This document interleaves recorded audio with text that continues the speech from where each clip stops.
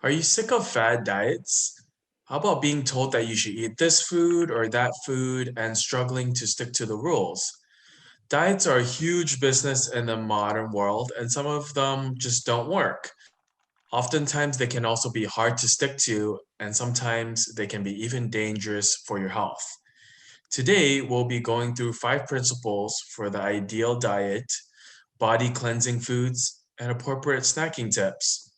Welcome to the Dr. Lam Show. I'm Dr. Jeremy Lam, and I am an internal medicine doctor as well as I'm board certified in anti aging and regenerative medicine. And I'm Dr. Carrie Lamb, sister of Dr. Jeremy Lamb, and I am also board certified in family medicine, anti-aging, and regenerative medicine.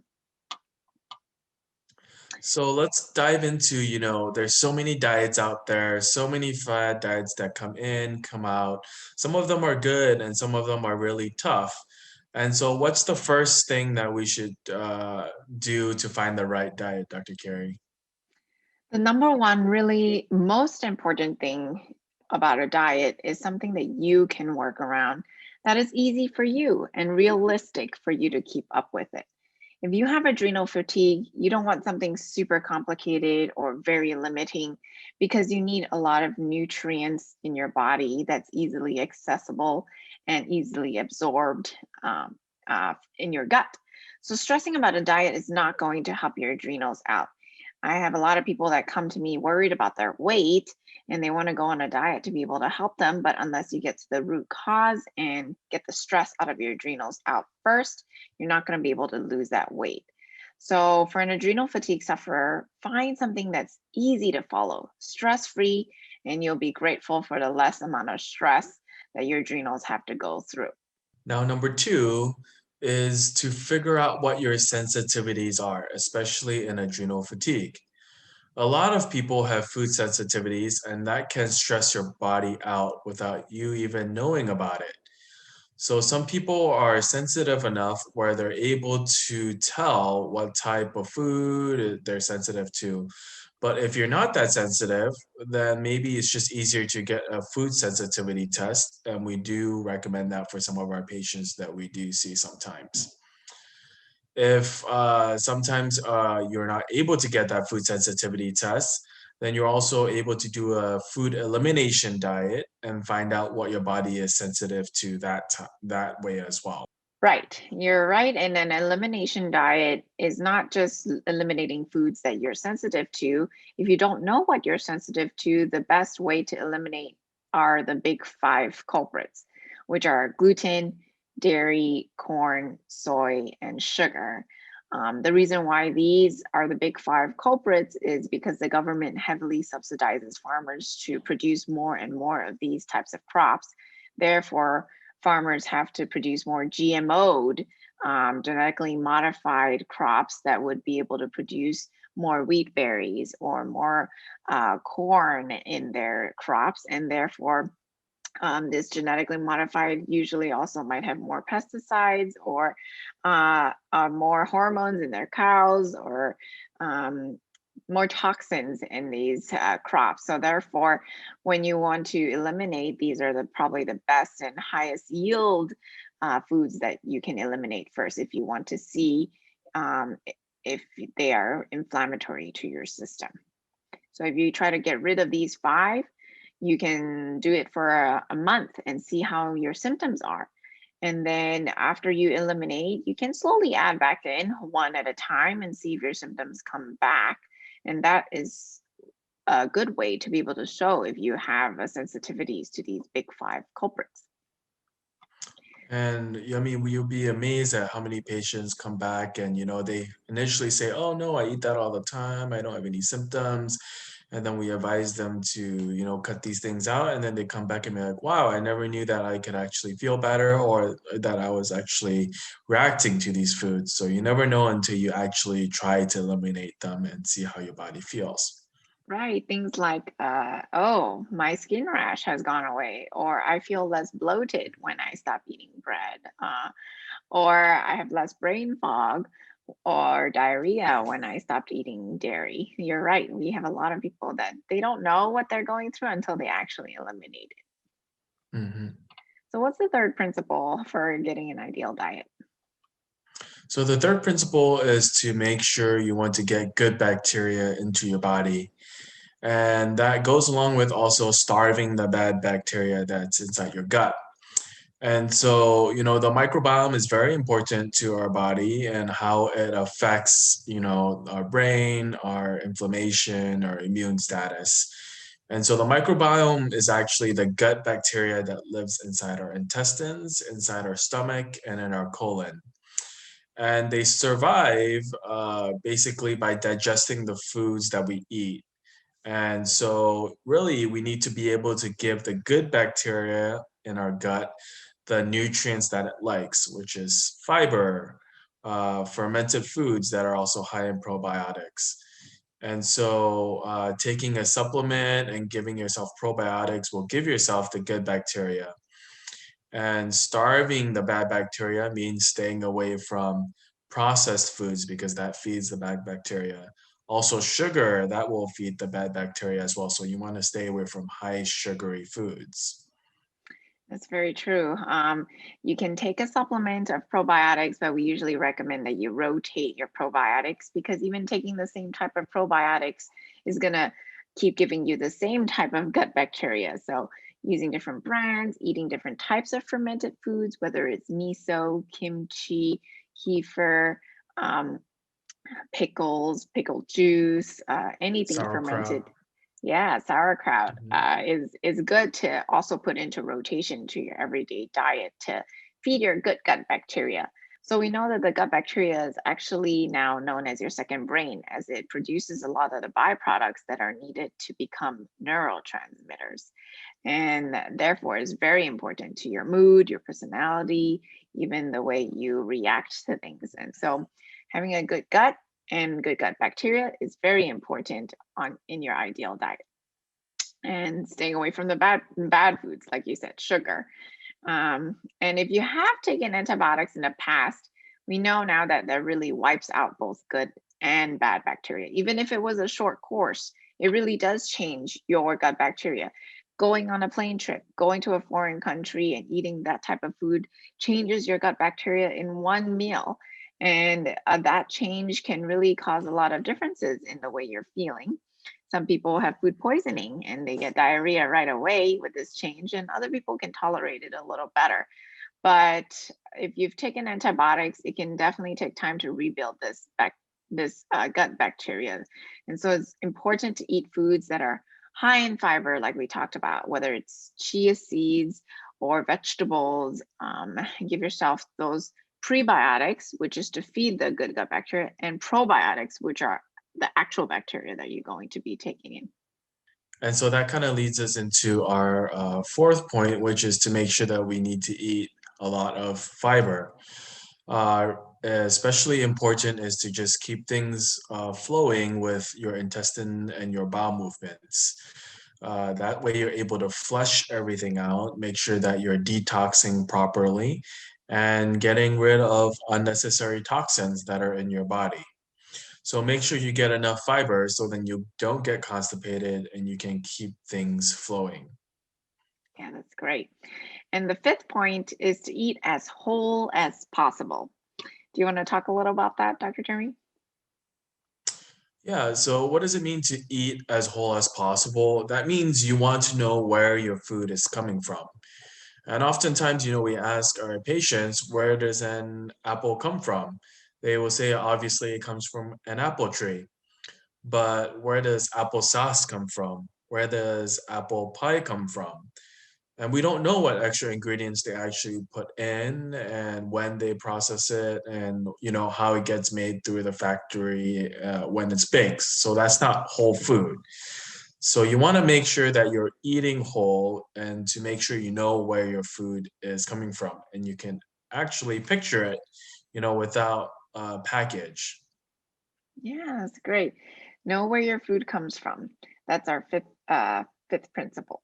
So, choosing a simple diet that you can adjust when you need, avoiding foods that you're sensitive to, eating a diet that is great for your gut bacterial balance, eating more soluble fiber, And eating as whole as possible are these five principles to having an ideal diet. And this will help improve the health of your gut, put you on the path to adrenal recovery and a happy, healthy life. If you'll like help finding the ideal diet for you, you can always give us a call at Lam Clinic 714-709-8000 for nutritional advice, and we'll be able to get you on a gut program that will be specific and individualized to you. So, now that we've covered how to stick to your diet, we're going to look at some foods that are also great for detoxing, and we call them body cleansing foods. Dr. Jeremy, what are some great things that can help you detox in a gentle way in foods that you can eat? So the first things we always recommend are greens, and greens like spinach and kale, broccoli, also just lettuce as well. That it can be put in anything, and these greens they're so helpful in cleansing your body because they're packed with powerful antioxidants that are really good for detoxing. And so, they help clean up the free radicals that cause damage inside your body. And so it's really good. Just, the first thing in the morning is to get any green juice and just drink that and make sure that you get your body off to a good start. Right. Some of my favorites are like spirulina or chlorella. Those are sometimes found in powders, right? That you can take. And even spices are actually greens that are full of antioxidants, mint, peppermint, basil. And so cooking more with those types of foods also, and spices, natural spices, can help get you those phytonutrients that you can get from the greens to clean up those free radicals inside your body. Um, but just so you know, green juices can be very powerful as a detox. So if you are sensitive to detoxes, be very careful and start low, go slow. Don't just drink lots of celery juice without proper control and under good supervision, because green juices can actually also detox your metals, your heavy metals out, especially if you are congested and full of heavy metals. You have to be careful about the amount of detoxing you're doing through green juices, right? Yeah, I think the important thing, especially with people with adrenal fatigue, is that again, you have to be very careful because detox is good, but in some cases, it can be too much for the body to handle. It can actually make things worse because you do need to have a strong constitution to be able to handle a detox. And so, when your liver is congested, you keep trying to add some supplementation, you do some detox to kind of help release the body and get uncongested, but sometimes that can backfire as your body is again not able to handle it. So it's very important to know where your body's at, and then to also seek help if you're not able to handle these detoxes, because that's telling us that something else is going on with your body that you need addressed. Right. So other than detoxing with greens like cilantro or chlorella or spirulina, another thing is binding, which is a form of detox. But binding is actually helping the toxins get bound and excreted out of your body. So one thing that is a really good binder is pectins. Pectins is a polysaccharide, very unique, that can actually bind a lot of these biotoxins that come with whether it's mold or self infections or from detoxing metabolites.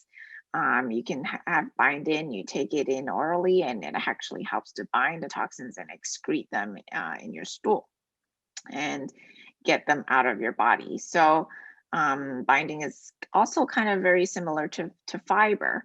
You can find a lot of pectin in apples, bananas, pears, beets, cabbage, things with a lot of fiber that we love talking about, right? We talked in the beginning also about fiber, so that's why it's so important. Is there another compound or juice that you like to use, Dr. Jeremy? Yeah, we have wheatgrass, which has been around for a while now, but it's very powerful. Once again, it has a lot of fiber in there, and it also has a ton of powerful antioxidants to help your body detox. So it's really fantastic if you, put a little shot of that in your morning drink or in your juice and get your good detox going. Now, eating organic, healthy foods is also one of the best ways to detox without exposing your body to harsh chemicals or harmful side effects. But just remember to be careful if your diet has been very unhealthy and then you're suddenly making a big change.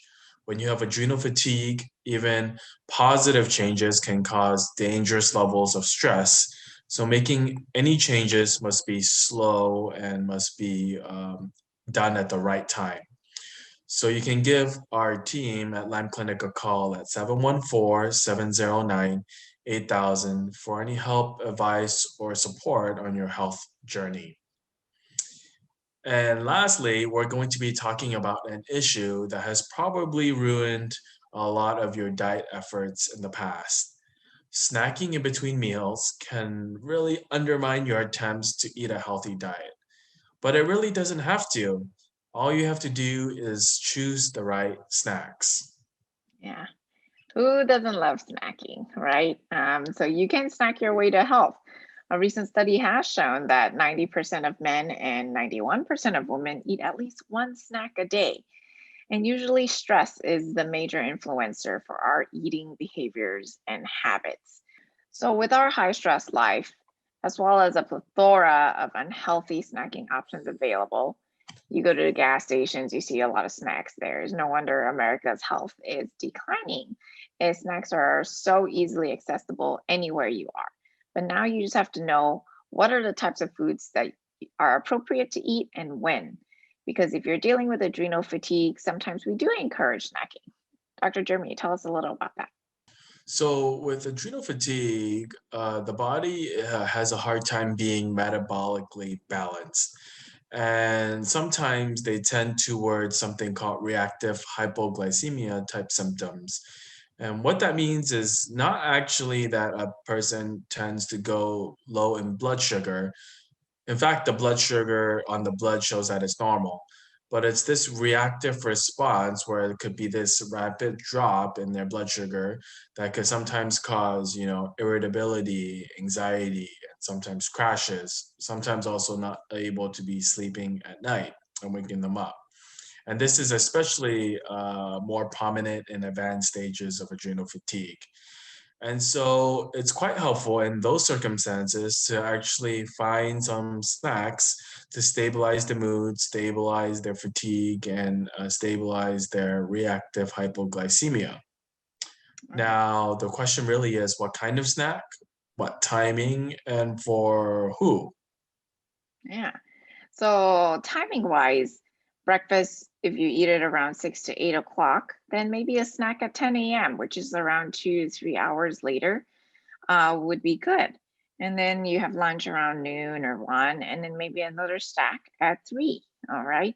Then you have dinner at 5 to 6, then a small snack even before bed. So your stomach actually stays full from having to eat every 2 to 3 hours. And then you'll sleep a little better. Your metabolism is more stable. You don't feel like your blood sugar drops and spikes throughout the day. Instead, it stays very level, and you're not stressing out your adrenals when you have those drops and feelings of hunger.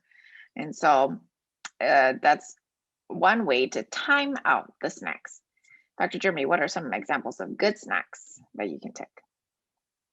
My favorites are seeds and nuts. And that's because they are high in protein, they're high in fat, which are slow to metabolize, and they have a low glycemic index. Some people may also do vegetables or nut butters, which do help, but really the nuts and seeds seem to be the best. Are there some specific nuts that you recommend, Dr. Carey? Well, some people love Brazil nuts, especially if they want to have a little more thyroid support due to the selenium content in them. Definitely stay away from peanuts, okay, because they're usually more inflammatory. Other nuts that I like are almonds or pecans or walnuts, especially if you soak them in water overnight. The tannins come out and you can actually slow roast them or dehydrate them after you've soaked them. And they're much easier to absorb and digest after soaking, and they actually taste really good. So I love those types of nuts. However, beware that if you have, irritable bowel syndrome or SIBO or nut sensitivities, then you definitely want to stay away from those types of nuts. Okay. Everybody is different. So that these are just some examples that are that nuts can be a good snack. All right. There are good snacks, but there are also bad snacks. What are some example of some bad snacks? Well, almost anything you see in the supermarket other than nuts and seeds are less desirable, but they occupy 98% of all the aisles. And that's because it's popular, it tastes good, and it's, addictive and pleasant to eat. Anything in a bag or is processed or gluten based or even has caffeine in it is not going to be good as a snack. So if you feel like you're guilty for snacking, don't feel guilty because there are good snacks for you to eat. And went through some of the benefits of snacking, especially if you have adrenal fatigue, because you don't want to feel those lows and shakiness after you eat.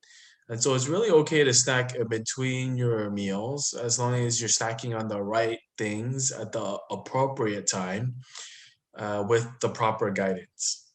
So it sounds like it can be simple to do. Following a healthy diet isn't as difficult as modern media might seem to suggest, where you can eat lots of organic foods, avoid heavily processed foods, eating whole.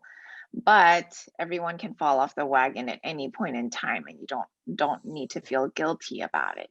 Everyone makes mistakes, and stressing out about it will only make adrenal fatigue worse.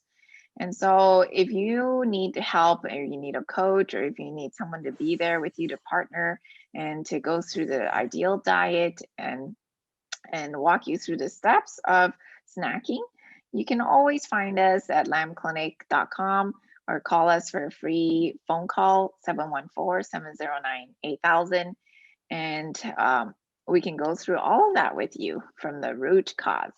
So we hope that you really liked our Dr. Lamb Show podcast today.